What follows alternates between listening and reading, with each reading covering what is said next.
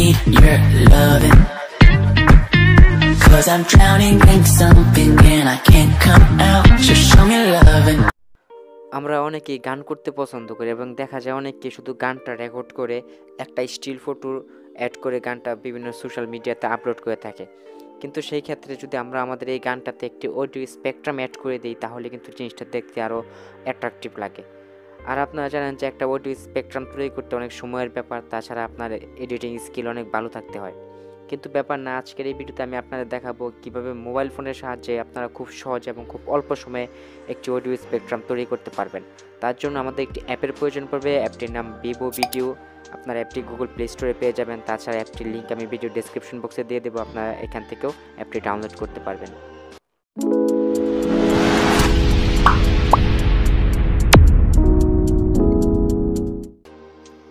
অ্যাপটি ওপেন করলে আমাদের সামনে ঠিক এরকম একটি ইন্টারফেস চলে আসবে। তো এখান থেকে আমরা অনেকগুলো অপশন পেয়ে যাবো। দেন এখান থেকে আমরা চলে আসবো অডিও স্পেকট্রাম এই অপশনটিতে। তাহলে আমাদের সামনে ঠিক এরকম একটি ইন্টারফেস চলে আসবে। দেন এখান থেকে আমরা ক্লিক করবো মিউজিক লাইব্রেরি, অথবা আপনার চাইলে ভিডিও থেকে আপনার অডিওটি কালেক্ট করতে পারেন। তো এখান থেকে আমরা মিউজিক লাইব্রেরিতে চলে আসবো। দেন এখান থেকে আমরা আমাদের কাঙ্ক্ষিত গানটি সিলেক্ট করে দিব।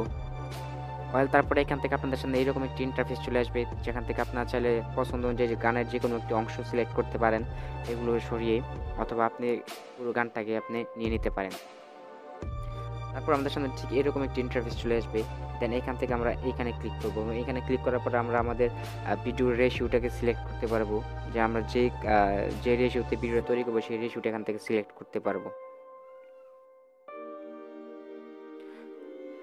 তারপরে এখান থেকে আমরা চলে আসবো ফটো অপশনটিতে, এবং এখানে আসার পর আমরা ব্যাকগ্রাউন্ডের যে ফটোটি আছে এটা চেঞ্জ করব। তার জন্য আমরা ব্যাকগ্রাউন্ড ফটো অপশনে ক্লিক করে দেব।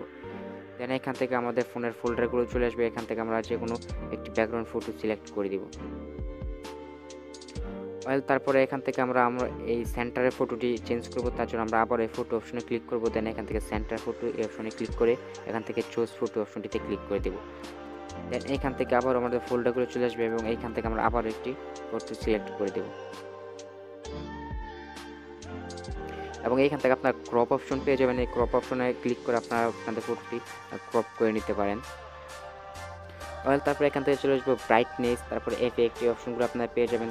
দেন এখান থেকে আমরা এফেক্ট অপশন যদি ক্লিক করি আমাদের সামনে ঠিক এরকম একটি ইন্টারফেস চলে আসবে। তো এখান থেকে আপনি ব্ল্যাক অ্যান্ড হোয়াইট, তারপরে আপনার ব্যাকগ্রাউন্ড ফটোকে চেঞ্জ করতে পারবেন। তো এখান থেকে আমি ব্লার অপশনটিকে সিলেক্ট করে দিলাম।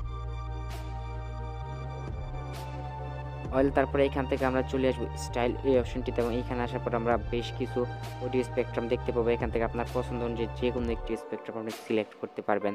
দেন আমি এখান থেকে এটাকে সিলেক্ট করে দিলাম। এখান থেকে আমরা এখন চলে আসবো সেটিংস এই অপশনটিতে, এবং এইখানে আসার পর আমরা অনেকগুলো অপশন পেয়ে যাব। যদি আমি সবগুলো অপশন এক্সপ্লেন করি তাহলে ভিডিওটা অনেক লং হয়ে যাবে। দেন এখান থেকে আপনারা অপশনগুলো দেখতে পারেন। দেন এখান থেকে আমরা চলে আসবো বার এই অপশনটিতে, এবং এখানে আসার পরে আমরা কোয়ালিটি এবং সাইজ দুটো অপশন পেয়ে যাব। তো এখান থেকে আমরা কোয়ালিটিটাকে একটু বাড়িয়ে দেব।